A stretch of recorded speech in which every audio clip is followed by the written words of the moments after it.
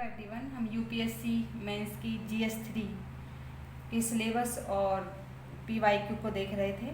तो ये हमारी चौथी वीडियो है। तो इसमें हमारा पांचवा टॉपिक है।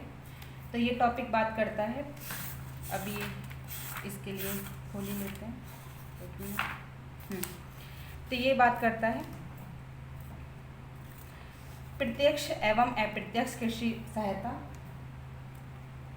तथा न्यूनतम समर्थन मूल्य से संबंधित विषय, जन वितरण प्रणाली, उद्देश्य, कार्य, सीमाएं, सुधार, बफर स्टॉक तथा खाद्य सुरक्षा संबंधी विषय, प्रौद्योगिकी मिशन, पशुपालन संबंधी अर्थशास्त्र। ठीक है, तो इसमें इशू इंग्लिश में देख लेते हैं। Issue related to direct and indirect farm subsidies जो सरकार दे रही है, डायरेक्ट और इनडायरेक्ट सब्सिडीज के बारे में पता होना चाहिए। And minimum support price MSP। ठीक है, पब्लिक डिस्ट्रीब्यूशन सिस्टम, ऑब्जेक्टिव्स उसके, फंक्शनिंग, लिमिटेशन और revamping. Issue of buffer stock, जो गोदाम होता है उसमें हमारा जो FPA है वो कैसे गोदाम में भंडार करता है। ठीक है, गेहूं चावल का। And food security, technology mission, food security की बात हो गई। फिर technology mission, economics of animal breeding. ठीक है, तो इसका पांचवा टॉपिक है अपना, ये है, ये अपना टॉपिक था पांचवा, अभी पढ़ा है। तो इसमें क्वेश्चन था ये प्रत्यक्ष एवं अप्रत्यक्ष कृषि सहायता एवं न्यूनतम समर्थन मूल्य से संबंधित विषय। ठीक है, अभी हम देख रहे थे डायरेक्ट एंड इनडायरेक्ट सब्सिडीज और MSP के बारे में। MSP न्यूज़ में ही रहता है कि मतलब उसको लीगल करने की बात कर रहे हैं कि सरकार उसको लीगल कर दे MSP को, जिससे वो मतलब MSP को हटाने के लिए कानून, पहले तो कानून बनाने के लिए कानून लेके आना चाहिए और फिर हटाने के लिए भी कानून लागू हो। तो वो जो किसान है उसी की मांग कर रहे हैं कि लीगली होना चाहिए। तो सरकार ने ये अभी बिना कानून के ही सरकार MSP चला रही है, तो कोई बाउंडेशन नहीं है सरकार पे कि MSP को बनाए ही रखे। ठीक है, तो ये मुद्दा उठता रहता है। तो इस पे क्वेश्चन, इसमें सब्सिडीज़ के ऊपर क्वेश्चन आ चुका है कि जो प्रत्यक्ष लाभ अंतरण के साथ कीमत सहायकी का प्रतिस्थापन भारत के सहायकियों के परिदृश्य का किस प्रकार परिवर्तन कर सकता है। In what way could replacement of price subsidy with direct benefit transfer change the scenario of subsidies in India discuss. ठीक है, तो डायरेक्ट बेनिफिट ट्रांसफ़र, तो अगर आपको ध्यान हो तो बताइए कि कौन कौन सी स्कीम है जहाँ किसान को डायरेक्ट बेनिफिट मिल रहा है सब्सिडी का। तो एक मैं बता देती हूँ आपको एग्जांपल। प्रधानमंत्री सम्मान निधि योजना के तहत सरकार एक साल में 6,000 रुपये किसानों के खाते में जमा कराती है। बाकी और अगर आपको ध्यान हो कोई स्कीम इनडायरेक्ट भी, तो वो भी आप लिख सकते हो कि कौन कौन सी स्कीम है जो किसान के अकाउंट में सरकार पहुंचाती है। ठीक है, फिर उसके बाद अगला टॉपिक है, अगला क्वेश्चन है 2017 में आया था, सहायकियों।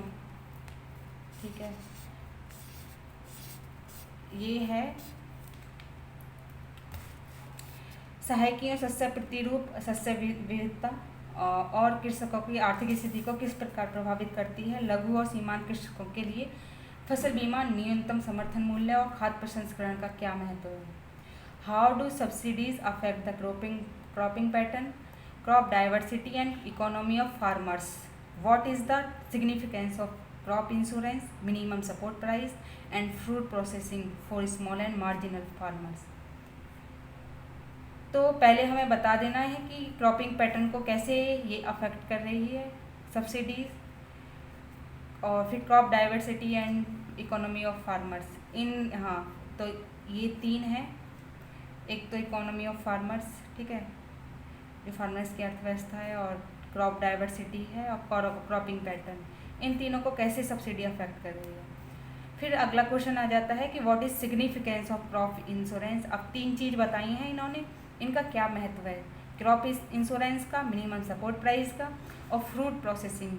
ठीक है, इनका क्या महत्व है, छोटे और मार्जिनल फार्मर्स, ठीक है, छोटे और सीमांत किसानों के लिए इनका क्या महत्व है। तो ये हमें इनको थोड़ा थोड़ा बता देना था। ये 15 मार्क्स का क्वेश्चन था। फिर उसके बाद क्वेश्चन ये टॉपिक आ जाता है कि public distribution system, PDS, objective functioning, limitation, revamping. तो एक स्कीम चलाई थी सरकार ने, प्रधानमंत्री वो वाली कौन सी थी, जो राशन गरीब कल्याण योजना, प्रधानमंत्री गरीब कल्याण योजना सरकार ने कोविड-19 में चलाई थी और इसमें लोगों की जो राशन था वो बढ़ा दिया गया था। ठीक है, तो ये पीडीएस सिस्टम में आ सकता है, ये स्कीम भी काफ़ी इम्पोर्टेंट हो जाती है, ये भी इम्पोर्टेंट। ठीक है, ये इस पे नोट्स तैयार कर लेना। तो इस पे क्वेश्चन आ चुका है 2019 में। तो एक ये भी पैटर्न होना चाहिए कि मतलब अगर 2019 में आया है तो 2020 को छोड़ के 21 में आ जाएगा ये क्वेश्चन। ठीक है, इसके ऊपर, इस टॉपिक के ऊपर क्वेश्चन आ सकता है, तो वो पता होना चाहिए। अनाज वितरण प्रणाली को अधिक प्रभावी बनाने हेतु सरकार द्वारा कौन से सुधारात्मक कदम उठाए गए। तो सरकार की स्कीम पता होनी चाहिए कि सरकार द्वारा कौन से कदम उठाए गए हैं इसके लिए। ठीक है, और बाकी पहले तो राशन वाली थी पहले से ही, पर सरकार ने एक मतलब ये प्रधानमंत्री गरीब कल्याण योजना को भी बढ़ा दिया था, ये सब है। फिर उसके बाद आ जाते हैं buffer stock, issue of buffer stock and food security. इस पे क्वेश्चन 2017 में आया था कि भारत में स्वतंत्रता के बाद भारत कृषि में आई विभिन्न प्रकार की क्रांतियों को स्पष्ट कीजिए और इन क्रांतियों ने भारत में गरीबी उन्मूलन और खाद्य सुरक्षा में किस प्रकार सहायता की है। तो एक तो हमें बता देनी है कि क्रांति कौन कौन सी आई थी कृषि में। ठीक है, जैसे कि आई थी उसमें हरित क्रांति आई थी, और कृषि में कौन कौन सी आई थी आप बता सकते हो। उसके बाद हम बता सकते हैं कि कैसे इन्होंने गरीबी उन्मूलन, खाद्य सुरक्षा में किस प्रकार सहायता की है इन क्रांतियों ने। तो अभी हम देख रहे हैं कि सरकार, जैसे अगर हम चावल की बात करें, राइस फोर्टिफिकेशन, मतलब उनका फोर्टिफाइड कर किया जा रहा है, तो गोल्डन राइस को बनाया जा रहा है कि कैसे हम उनके कुपोषण वाली स्थिति को हटा सकें और कैसे गरीबी को कम किया जा सकता है। ठीक है, इसके द्वारा। तो अगर अगर हम कुपोषण को हटाएंगे तो फिर वो एक स्वस्थ नागरिक बनेगा, तो वो उसे शिक्षा अच्छे से प्राप्त होगी, और शिक्षा प्राप्त होगी तो वो एक अपनी अर्थव्यवस्था में उसे एक रोजगार की भूमिका मिलेगी, और रोजगार उसे मिल गया तो वो अपने परिवार की भूमिका अच्छे से निभा सकता है। तो गरीबी उन्मूलन होता है वो साइकिल से चलता है कि अगर आप पोषित हो रहे हो तो आपको वो ज्ञान नहीं मिलेगा जो बाकी लोगों को मिल रहा है, जो स्वस्थ लोग हैं। आप भी उसी क्लास में बैठे हो, जो एक कुपोषण व्यक्ति है वो भी उसी क्लास में बैठा है, और जो अच्छा मतलब हेल्थ उसकी अच्छी है उसी क्लास में बैठा है दोनों, और दोनों को एक ही टीचर पढ़ा रहा है, तो वो उस टीचर का ज्ञान उन दोनों में से किसको ज़्यादा प्राप्त होगा, तो और जो सामान्य व्यक्ति है उसी को प्राप्त होगा ना। तो ये भी है कि मतलब वो जो ग्रसित हो रहे हैं तो उनका कहीं ना कहीं कारण उनकी गरीबी भी है, उनका जो गरीबी में जी रहे हैं, तो उनका कहीं ना कहीं कारण उनकी हेल्थ, एजुकेशन भी आती है। ठीक है, उसके बाद अगला क्वेश्चन है न्यूनतम समर्थन मूल्य एमएसपी से आप क्या समझते हैं। न्यूनतम समर्थन मूल्य कृषकों को निम्न आय फंदे में किस प्रकार बचाव करेगा। तो एक तो डेफिनेशन पता होनी चाहिए एमएसपी की, फिर उसके बाद बता देना है कि कैसे बचाव करता है ये, इसके क्या पॉजिटिव हैं, इसके नेगेटिव क्या हैं, फिर उसके बाद वे फॉरवर्ड लिख देना है अपनी। ठीक है, फिर उसके बाद एक अगला टॉपिक आ जाता है टेक्नोलॉजी मिशन।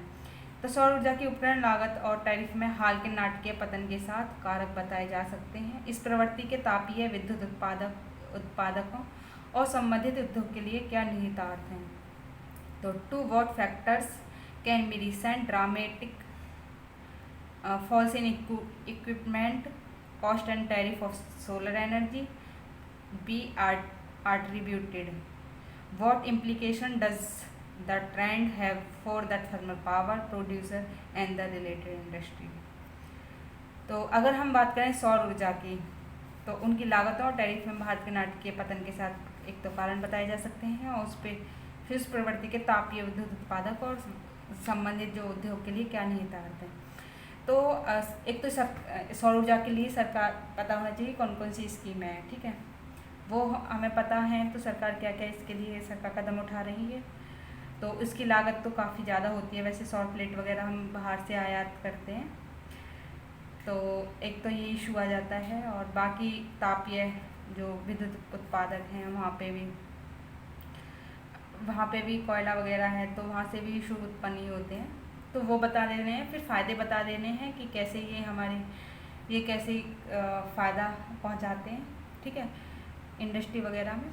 तो ये सब क्वेश्चन मतलब एग्रीकल्चर में दे दिया है इन्होंने, टेक्नोलॉजी मिशन, ठीक है, कर लेंगे। 2015 में आया था ये क्वेश्चन। तो प्रधानमंत्री कुसुम योजना है जो सौर ऊर्जा के लिए किसानों के लिए चलाई जा रही है।